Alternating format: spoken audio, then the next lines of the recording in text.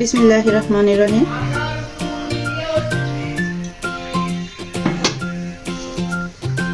আপনাদের যেদিন বাসায় হেল্পিং হ্যান্ড না আসবে সেদিন আমার মতো এই প্রসেসে রুটি বানিয়ে নিতে পারেন। আমি যে প্রসেসে রুটিটা তৈরি করছি এভাবে দিয়ে সুন্দর করে আপনারা চামচির সাহায্য দিতে পারেন, হাতের সাহায্য দিতে পারেন, কিন্তু আমি হাত দিয়েই দিই সবসময়ের জন্যই।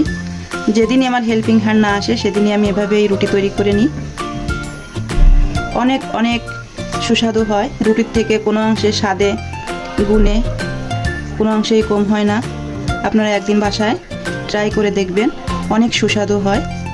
সহজ পদ্ধতিতে সকালের বেলা নাস্তা তৈরি করা আমি আপনাদের মাঝে দুই রকমেরই দেখাবো।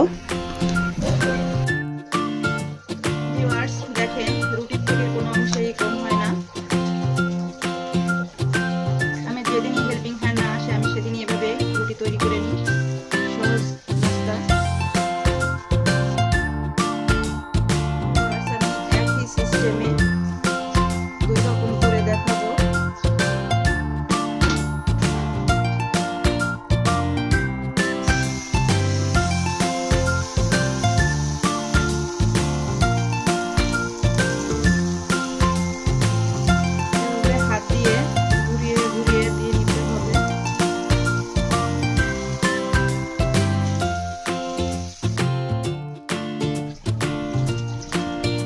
আমি একই পদ্ধতিতে দুই রকমের করে দেখালাম।